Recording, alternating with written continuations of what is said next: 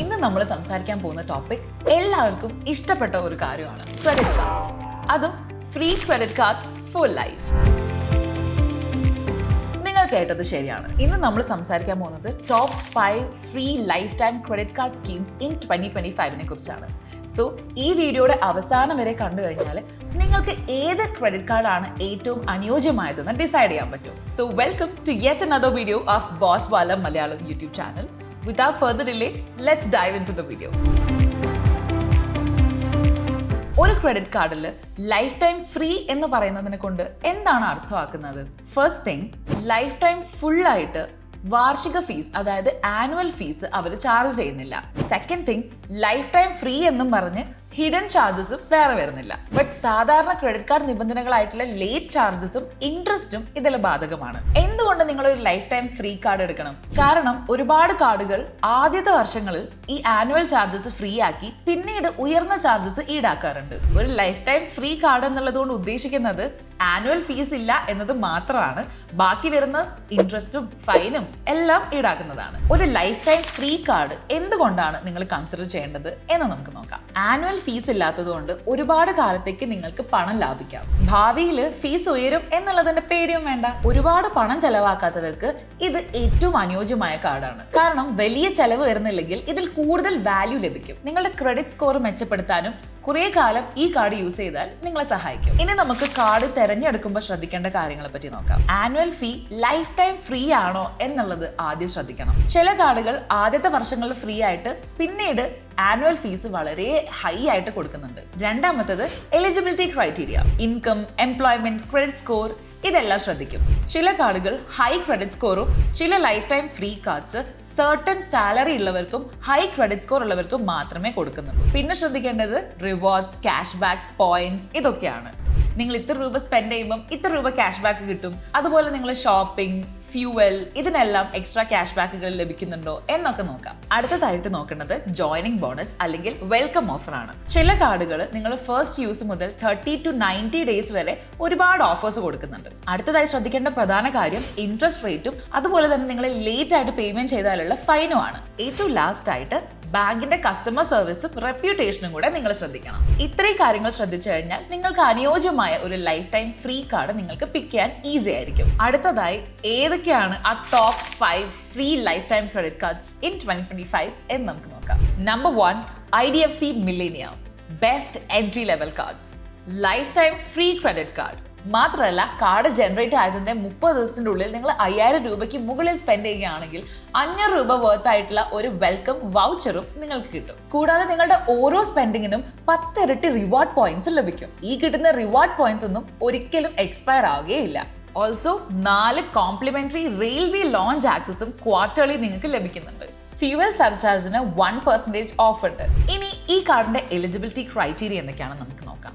നിങ്ങൾ സാലറീഡോ സെൽഫ് എംപ്ലോയിഡോ ആയിരിക്കണം. ഇൻകം 25,000 പെർ മന്ത് അല്ലെങ്കിൽ 3 lakhs പെർ ആനം എന്ന രീതിയിലായിരിക്കണം. ഏജ് കാറ്റഗറി വരുന്നത് 21 മുതൽ 60 വരെയുള്ള സാലറീഡ് ആളുകൾക്കും 25 മുതൽ 60 വയസ്സ് വരെയുള്ള സെൽഫ് എംപ്ലോയിഡ് ആളുകൾക്കുമാണ്.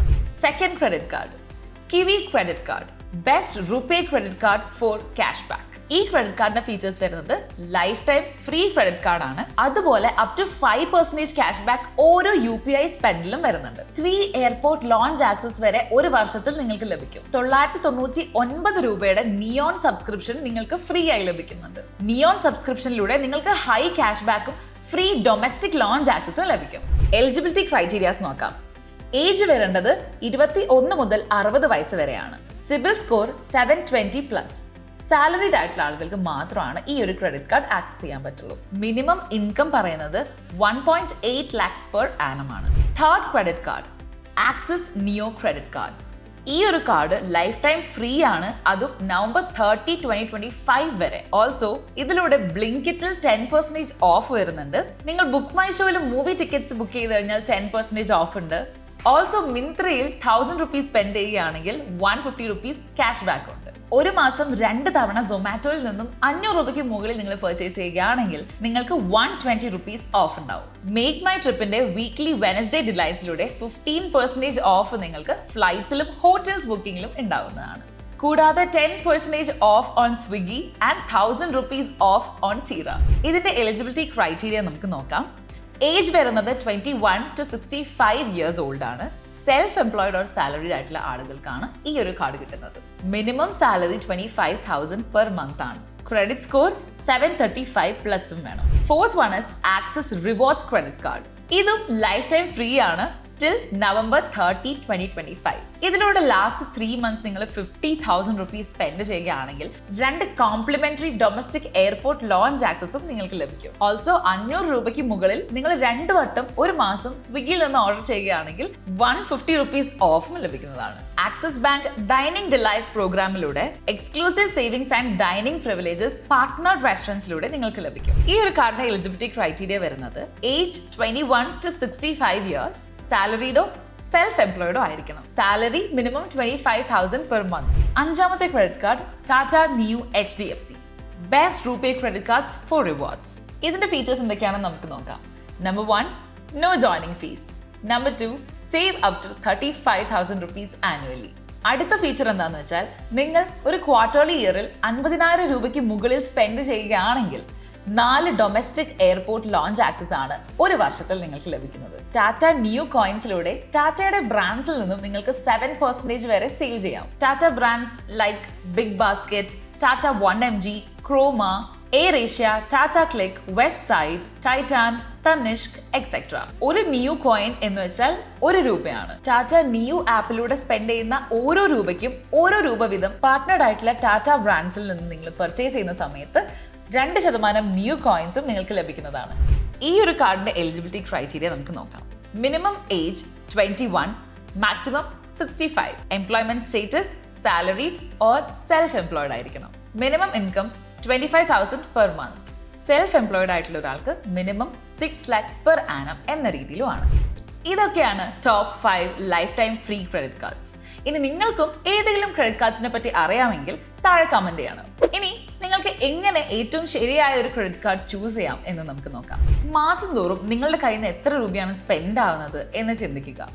ഓൾസോ ഏത് വിഭാഗത്തിലാണ് നിങ്ങൾ കൂടുതൽ പണം ചെലവാക്കുന്നത്? ഷോപ്പിംഗ്, ട്രിപ്പ്, ഫുഡ് അല്ലെങ്കിൽ ഫ്യൂവൽ, ഇതിലേതിലാണ് നിങ്ങൾ കൂടുതൽ സ്പെൻഡ് ചെയ്യുന്നത് എന്ന് പ്രത്യേകം ശ്രദ്ധിക്കുക. നിങ്ങൾക്ക് കൂടുതൽ പ്രീമിയം ആയിട്ടുള്ള ഫീച്ചേഴ്സ് വേണോ അതോ വളരെ സിമ്പിൾ ആയിട്ടുള്ള നോ ഫീ കാർഡ് തന്നെ മതിയോ? നിങ്ങൾക്ക് കറക്റ്റ് ആയിട്ട് ഓൺ ടൈം റീപേയ്മെന്റ് ചെയ്യാൻ പറ്റുമോ എന്നും പ്രത്യേകം ശ്രദ്ധിക്കണം. കാർഡ്സിൽ കൊടുക്കുന്ന റിവാർഡ്സ് എല്ലാം നിങ്ങൾക്ക് ഉപയോഗപ്പെടുന്നതാണോ എന്നും പ്രത്യേകം നോക്കാം. കാർഡുകൾ ആക്റ്റീവായിട്ട് ഉപയോഗിക്കണം എന്ന് ബാങ്ക് ആവശ്യപ്പെടുന്നുണ്ടോ എന്നും നോക്കണം. സോ ലൈഫ് ടൈം ഫ്രീ കാർഡുകൾ ആനുവൽ ഫീസ് ഒഴിവാക്കാൻ ആഗ്രഹിക്കുന്നവർക്കെല്ലാം നല്ലതാണ്. 2025 ടോപ്പ് 5 കാർഡ്സിനെ പറ്റി നമ്മൾ കൂടുതൽ കാര്യങ്ങൾ നോക്കിയിരുന്നു. ഇതിൽ ഏത് കാർഡാണ് മികച്ചത്? അതിന്റെ ഉത്തരം നിങ്ങളുടെ എക്സ്പെൻസിനും യൂസേജിനും അനുസരിച്ചിരിക്കും. പലിശ നിരക്കും റിവാർഡ് ക്യാപ്പുകളും ഒന്നും ശ്രദ്ധിക്കാതെ ഒരിക്കലും കാർഡുകൾ എടുക്കരുത്.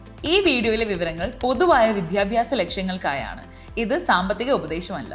ബാങ്കുകളുടെ ഓഫറുകൾ സമയത്തിനനുസരിച്ച് മാറും. അപേക്ഷിക്കുന്നതിന് മുൻപ് നിബന്ധനകളും വ്യവസ്ഥകളും വായിക്കുക. ആവശ്യമെങ്കിൽ ഒരു ഫിനാൻഷ്യൽ ഉപദേശകനെ സമീപിക്കുക. സോ ഒരു life time free credit card എങ്ങനെ ചൂസ് ചെയ്യണം, ഏത് ചൂസ് ചെയ്യണം എന്നൊക്കെ നിങ്ങളിപ്പോൾ മനസ്സിലാക്കിയില്ലേ? ഇതിൽ നിങ്ങൾക്ക് ഏറ്റവും ഇഷ്ടപ്പെട്ട ക്രെഡിറ്റ് കാർഡ് ഏതാണെന്ന് താഴെ കമന്റ് ചെയ്യൂ. ഇതുപോലെയുള്ള കൂടുതൽ ഇൻഫർമേറ്റീവ് വീഡിയോകൾക്കായി ഇപ്പോൾ തന്നെ boss Wala Malayalam YouTube channel subscribe ചെയ്യൂ. Boss Wallah, be the boss.